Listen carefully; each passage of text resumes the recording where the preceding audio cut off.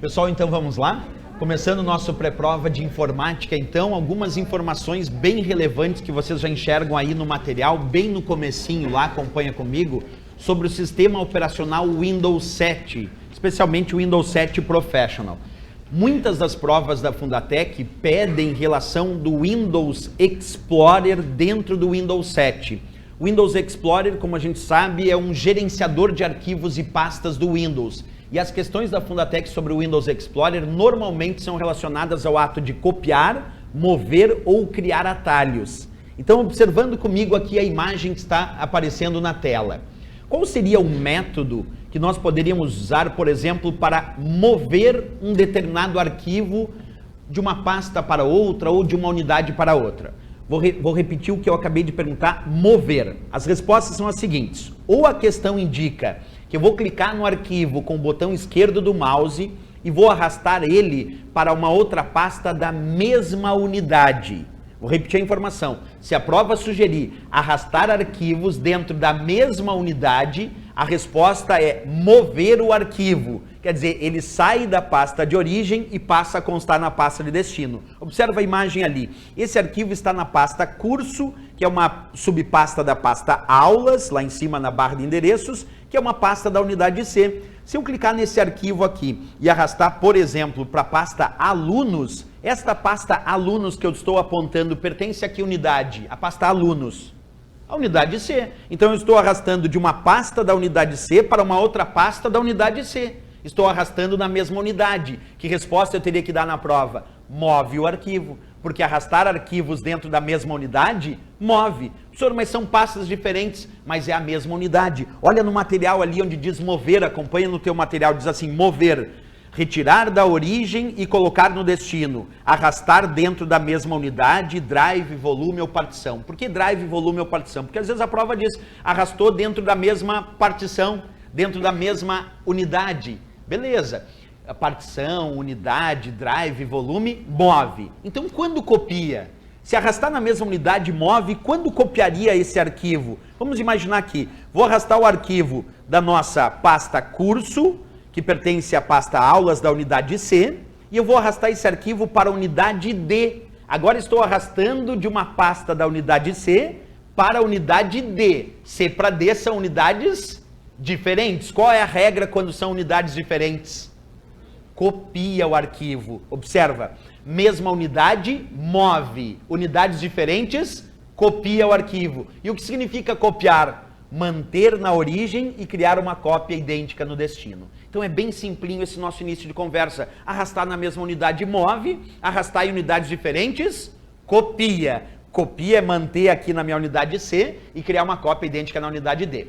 Pois bem, agora faço uma outra pergunta. E se eu arrastar esse arquivo mantendo pressionado a tecla Shift do teclado? O que o material diz sobre arrastar o arquivo mantendo a tecla Shift do teclado? Acompanha comigo ali onde tem o mover de novo. Diz assim, arrastar mantendo a tecla Shift pressionada. Está dentro do mover. Então, se a prova sugerir que eu arrastei o arquivo mantendo a tecla Shift do teclado pressionada, move o arquivo. E aí vai a minha perguntinha. Importa se é a mesma unidade ou unidade diferente, ou nesse caso do Shift não importa? Não importa. Se eu arrastar o arquivo mantendo a tecla Shift do teclado pressionada, ele move o arquivo, não importa se é a mesma unidade ou unidade diferente. Vamos ver se vocês estão matando a charadinha. Só arrastar na mesma unidade, o que faz? Só arrastar na mesma unidade. Move. Arrastar em unidades diferentes. Copia. Arrastar com o Shift pressionado. Move. E se eu arrastar com o Ctrl pressionado, o que diz o material ali? Observa onde está o copiar. Lê comigo ali o copiar. Lendo atento. Arrastar mantendo a tecla Ctrl pressionada. Está dentro da opção copiar. Então, se o Shift move, o Ctrl copia. Vou repetir. Arrastar com o Shift, move. Não importa se é a mesma unidade ou unidade diferente. Arrastar com o Ctrl, copia, não importa se é a mesma unidade ou unidade diferente. Professor, e se a prova quiser fazer uma pegadinha e colocar o Ctrl e o Shift ao mesmo tempo? Arrastar, mantendo o Ctrl e o Shift pressionado ao mesmo tempo. Qual vai ser a resposta? Criar um atalho. Observa ali no material, diz assim, ó, arrastar mantendo a tecla Ctrl e Shift pressionada está dentro da lista de hipóteses para atalho. Então, se o usuário pressionar só o Ctrl, copia. só o Shift move, mas Ctrl e o Shift cria um atalho no destino. Qual é a outra forma de criar o atalho? Que também está descrita no material. A tecla Alt do teclado, porque o teclado do computador, além do Ctrl, do Shift, também tem a tecla Alt. E se eu arrastar o arquivo mantendo o Alt, cria um atalho. Pois bem, até agora a nossa conversa está mesma unidade. Só arrastar na mesma unidade. Move. Arrastar em unidades diferentes. Copia. Com o Ctrl pressionado. Copia. Com o Shift pressionado. Move. Com o Ctrl e o Shift ao mesmo tempo. Cria atalho. Com o Alt. Cria atalho também. Esse é o resumo da obra. Agora, atenção. Logo abaixo desse quadro que vocês têm ali, tem uma dica adicional. Algumas provas da Fundatec dizem que eu selecionei o arquivo e pressionei Ctrl X. Ctrl X, que é o recortar. E depois no destino eu apliquei Ctrl V, que é o colar. Qual é a regra para o Ctrl X, Ctrl V? Isto é, o recortar e colar. Move ou copia? Move. E não importa se é a mesma unidade ou unidade diferente. Então ali no material ficou bem certinho, ó. Ctrl X, depois Ctrl V. É o recortar e o colar. Move o arquivo. Não importa se é a mesma unidade ou unidade diferente. Para copiar, qual seria a sequência correta de tecla de atalho para copiar o arquivo, que é óbvia? Ctrl C, Ctrl V. Ctrl C, Ctrl V, copia. Ctrl X, Ctrl V, move o arquivo. Repetindo, não importa se é a mesma unidade ou unidade diferente. Agora acompanha comigo outras coisas que eu vou declarar aqui para vocês. Vem no visual agora da imagem que está aparecendo aí na tela. Tem uma listinha de teclas de atalho do Windows, que são as famosas teclas de atalho que nós utilizamos, a tecla de logotipo do Windows. Quando se usa a tecla de logotipo do Windows, agora que nós temos que só fazer uma revisão, muita gente me pergunta, professor, mas lá no edital não veio descrito usar o Windows, inclusive com o teclado? Veio, o edital diz que é para usar o Windows com o teclado. E o que ele quer dizer com isso? Usar algumas teclas de atalho importantes. E como a gente não tem tempo agora de saber todas as teclas de atalho, pelo menos as mais importantes relacionadas à tecla de logotipo do Windows. Acompanha comigo no material. Só pressionar a tecla de logotipo do Windows, qual é a resposta? Só pressionar a tecla de logotipo do Windows, qual é a resposta? Menu iniciar. Menu iniciar. Olha que simplinho. Pressionei a tecla de logotipo do Windows. Menu iniciar é a resposta de prova. Tem que lembrar disso. A segunda que está descrita diz assim: tecla de logotipo do Windows mais D. D vem de desktop. Olha a imagem, o que eu vou mostrar para vocês como é interessante. O que é o desktop no Windows? O que é desktop no Windows? Área de trabalho. Então, se eu pressionar a tecla de logotipo do Windows mais D, minimiza as janelas. Mas, professor, por que minimizou? Se é D, porque ele tinha que mostrar a área de trabalho. E para mostrar a área de trabalho, ele teve que minimizar as janelas. Então, tecla de logotipo do Windows mais D, observa ali, ó, exibe a área de trabalho. Só que para exibir a área de trabalho, o que ele precisou fazer se assim a prova cobrar? Minimizar as janelas. Olha lá de novo, ó, só para formalizar, vou pressionar tecla de logotipo do Windows mais D, de desktop, que significa área de trabalho. Mostrou a área de trabalho, mas para mostrar, precisou minimizar as janelas da área de trabalho. Porque senão alguém poderia me dizer assim, peraí, professor, mas tem uma tecla de atalho, observa um pouquinho ali. Logo depois, tecla de logotipo do Windows mais M. Observa logo abaixo, olha o que vai acontecer. Tecla de logotipo do Windows mais M, de minimizar. Minimizou também. Ah, professor, então estão fazendo a mesma coisa. Percebe? Nesse caso específico, nesse meu exemplo, sim. Porque uma é D de desktop, só que para mostrar a área de trabalho precisa minimizar as janelas. E o outro é M de minimizar, só que minimizar todas as janelas. E aí mostra a área de trabalho também. Professor, mas daí ele pode fazer uma charadinha na prova, dizer que a tecla de logotipo do Windows mais D minimizou as janelas? Minimizou, pode dizer. E não dá para discutir com ele, porque é verdade, minimiza. Ele não precisa dizer que vai mostrar a área de trabalho.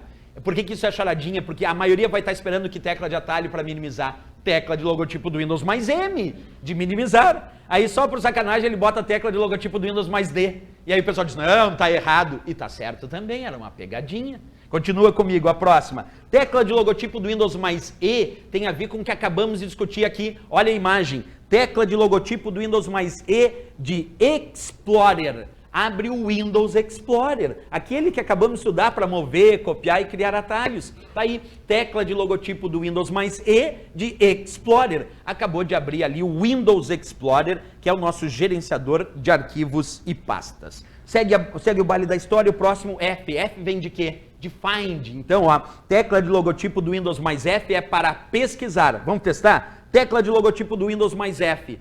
Abriu o Windows Explorer, diga-se de passagem, mas com a ferramenta de pesquisa ativada, para pesquisar arquivos, pastas, computadores na rede, arquivos até na rede, unidades de armazenamento, é pesquisar. Pesquisar o que tiver disponível, seja na rede ou no meu computador. Essa é a tecla de logotipo do Windows mais F, de Find. Agora, vem aqui de novo, vamos lá de novo, mais uma dica.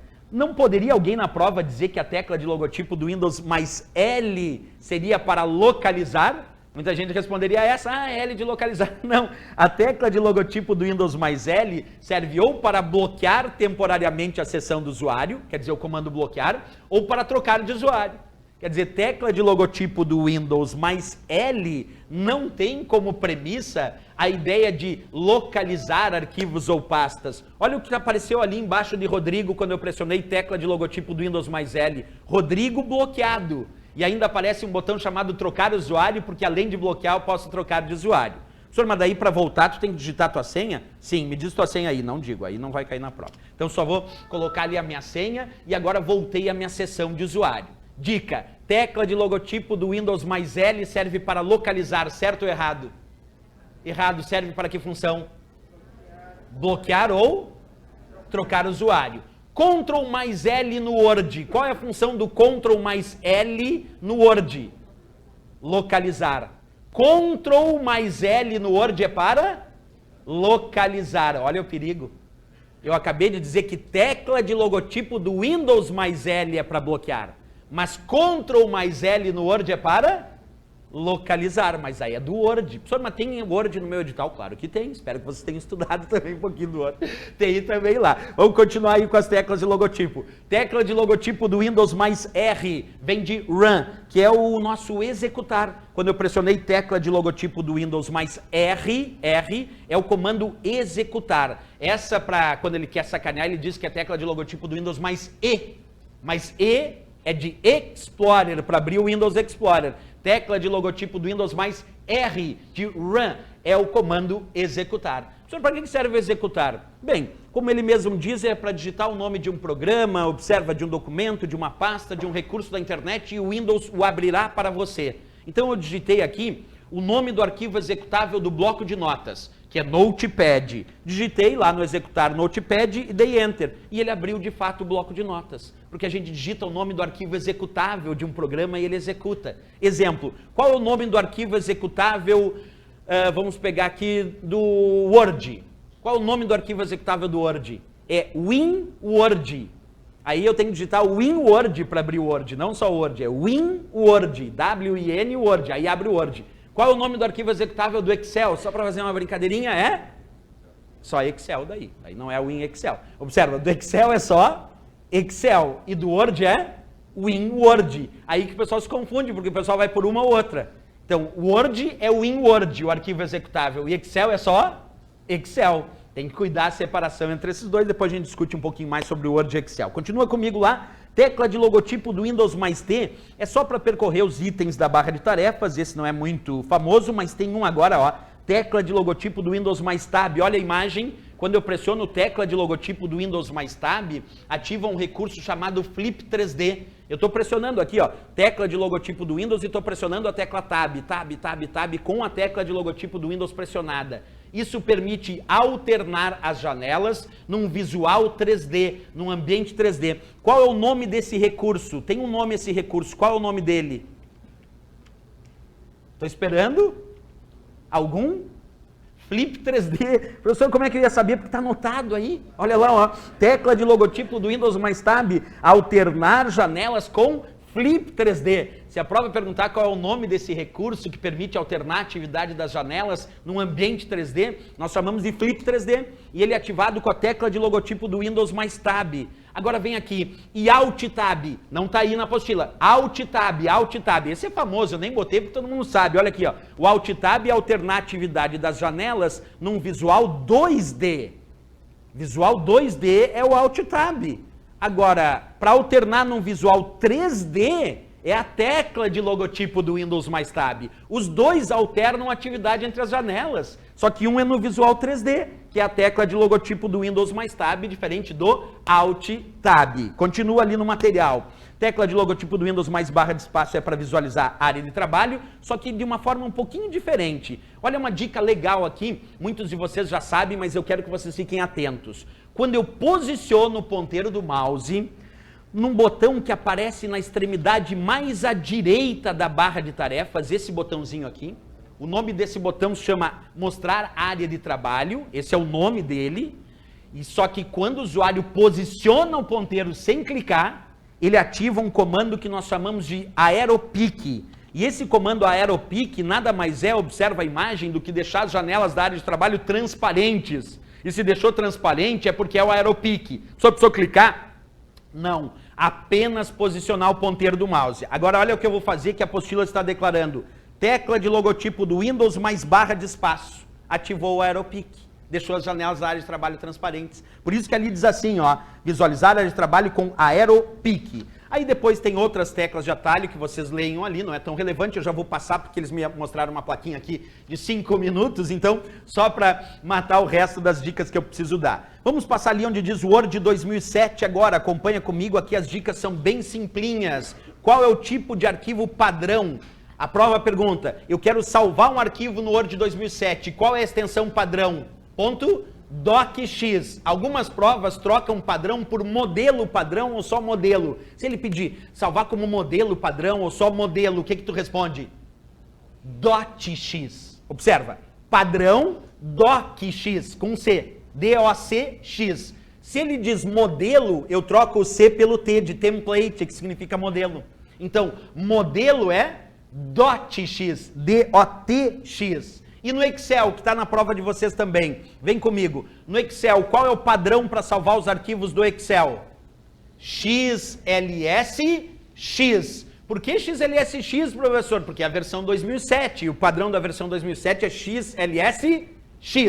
Se for modelo, o que eu respondo? XLTX, porque aí entra o T de template. Então, no Excel o padrão é XLSX. Se ele pedir modelo é XLTX, de template. Agora vem comigo. Tem BR Office no teu edital? Tem, né? Tem o BR Office Writer e tem o BR Office Calc. Qual é o tipo de arquivo padrão do BR Office Writer? Responde ali. ODT. Observa a tabelinha, BR Office Writer. ODT. E quando é modelo do BR Office Writer? OTT. No lugar do D, eu boto o T de template que vira modelo. Então, ODT é o padrão do Writer e OTT é o nosso modelo. E no Calc? O Calc é o programa de planilha que também está indicado no edital de vocês, bem parecido com o Excel. Qual o tipo de arquivo padrão do Calc? BR Office Calc. Padrão? ODS. Modelo, troca o D por T. Modelo ficou então? OTS. OTS. Lembra que quando tem modelo tem que colocar o Tzinho na história. Então nós tínhamos ODS como padrão do Calc e OTS como sendo modelo. Lembra que modelo é template, aí fica mais fácil lembrar para o dia da prova. Vem comigo agora uma parte importante que vale tanto para o Excel quanto para o BR Office Calc. As referências relativas e absolutas. Eu vou ampliar bastantão aqui para vocês. Olha comigo aqui. Está aparecendo igual a 2 na nossa célula B3. Testezinho bem simples que todo mundo pode fazer, mas vem comigo, olha aqui, A2, se apareceu hoje numa prova, é referência relativa ou absoluta? Relativa, anota aí, quando não tem cifrão junto à coluna ou junto à linha, é só a referência da coluna e da linha, igual a 2, nós chamamos de referência relativa. Já faz a anotação ali no material onde está igual a 2, isso é uma referência de célula relativa. Não tem cifrão, é relativa. Professor, O que importa uma referência relativa? Olha a imagem comigo, olha a imagem. Eu vou aplicar o comando copiar, o Ctrl C. E abaixo eu vou aplicar o comando colar, Ctrl V. A pergunta é, quando eu acessar a célula B4, que fórmula vai aparecer? Lembrando que em cima era A2 e eu desci uma linha e mantive a mesma coluna. Se eu estou mantendo a mesma coluna, A vai permanecer A. Mas como eu estou descendo uma linha, aquela linha 2 embaixo vira linha 3. Qual é a regra das referências relativas? Que elas se alteram na cópia. Porque o que era A2 embaixo virou A3. Não esquece de marcar aí no material que era A2 embaixo virou A3. Por que virou A3? Porque quando é referência relativa, ela se altera na cópia. Vamos fazer outro teste. Vem comigo, mais um testezinho. Anotaram aí que A2 embaixo virou A3? Então agora vem comigo. Em cima vai virar o que se eu aplicar aqui, ó, o comando copiar, onde tem A2, e aqui eu aplico o comando colar. Quando eu entrar aqui, o que vai aparecer?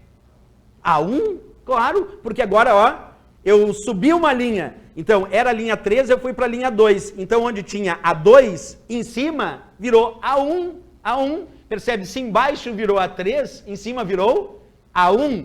Professor, se tu continuar subindo... Não, mas peraí, a última linha é a linha 1. Que eu posso referenciar. Se eu continuar subindo com o copiar e colar, seria A0, né? Como não existe A0, quando eu colar ele dá erro. Erro de referência, porque não existe célula 0. Seria A0, seria A0. A2 virou A1, viraria A0. Mas não tem linha 0, então dá erro, dá um erro de referência. Dica importante aí sobre as referências relativas. Agora eu vou fazer um testezinho aqui. Acompanha comigo a diferença. Igual, cifrão A, cifrão 2. Pergunta, exemplo da apostila. As referências que têm cifrão para coluna e cifrão para linha, como são chamadas? Absolutas. Se tem cifrão para coluna e cifrão para linha, é chamado de referência absoluta. Qual é a característica da referência absoluta? Vem comigo, ó. Eu vou aplicar o comando copiar e colar. Ficou igual. Ah, professor, aplica para cima aí, copiar e colar. Ficou igual. Aplica mais acima ainda, copiar e colar, ficou igual. Referências absolutas se alteram ou não se alteram na cópia? Não se alteram na cópia. E, professor, e quando uma parte é relativa e a outra é absoluta? Olha o exemplo da apostila aí, igual a cifrão 2, é o terceiro exemplo. Isso é referência absoluta ou relativa? Mista, porque não tem cifrão para o A. O A não tem cifrão, é relativo, mas tem cifrão para o 2, e o cifrão 2 é absoluto. O que eu tenho certeza que não altera? Certeza que não altera? Cifrão 2. Porque aquilo que tem cifrão não altera. O que pode alterar? O A. Pode alterar se houver deslocamento de coluna ou linha. Vou dar um exemplo. Vem comigo aqui, ó. Vem comigo. Apliquei o comando Ctrl C. Aqui na célula ao lado agora, não embaixo, ao lado, apliquei o comando Ctrl V. Eu sei que o 2 não pode mudar, mas eu pergunto, o A virou B? Sim, o A virou B. Onde era A, cifrão 2, virou B, cifrão 2. Professor, por que mudou agora? Porque eu mudei de coluna. Eu fui da coluna B para C.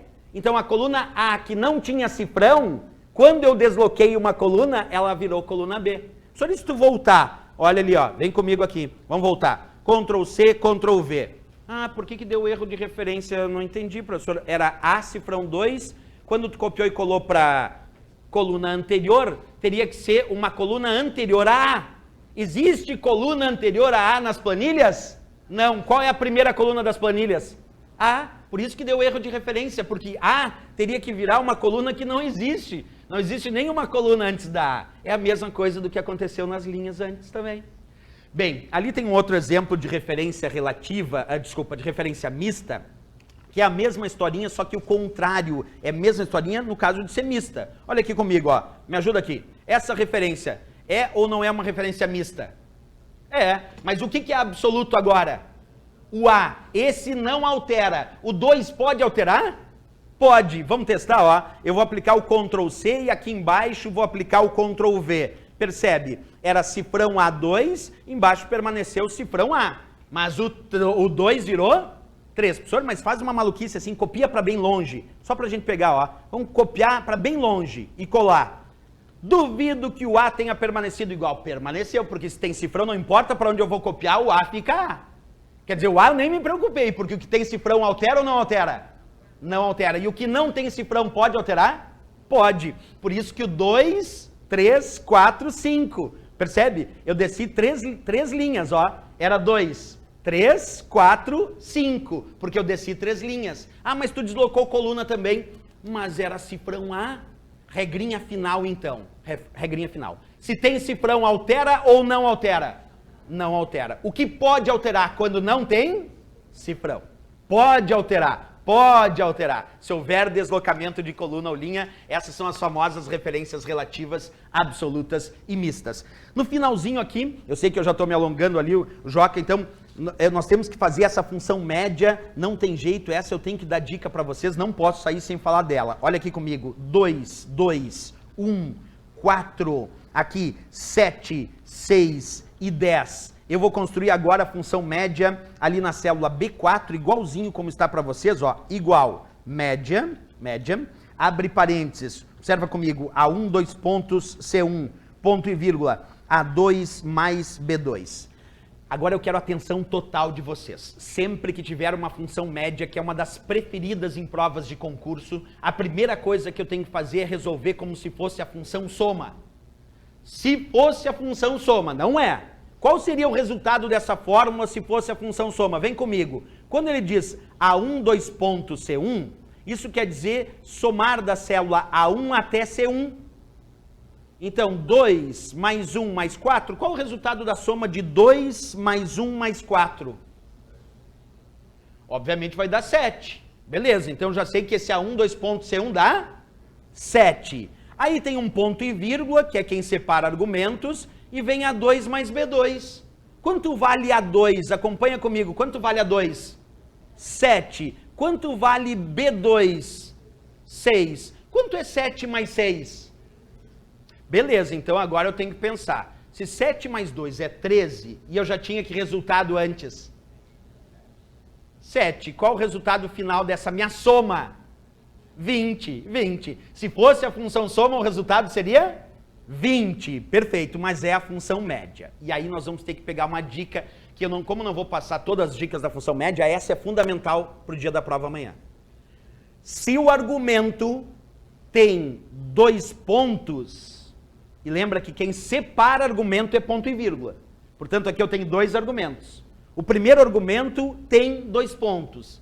Eu conto as células do intervalo. Se o argumento tem 2 pontos, eu conto as células do intervalo. Quantas células tem no intervalo A1, 2 pontos, C1? A1 até C1 tem quantas células? 3. Olha só, se tem 2 pontos, eu conto as células. Então, fica com o 3 na cabeça.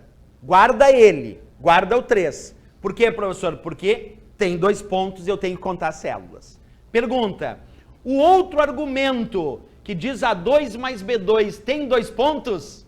Tem 2 pontos? Não. Se não tem 2 pontos, vale quanto? 1. Tendo 2 pontos, conta as células. Não tendo 2 pontos, vale só 1 de um argumento. Dica importante. Então, conta comigo. 3 do primeiro argumento. Mais 1 do segundo argumento, porque não tinha 2 pontos. Quanto é 3 mais 1? 4.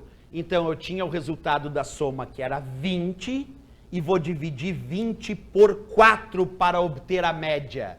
20 eu vou dividir por 4 para obter a média. Quanto é 20 dividido por 4?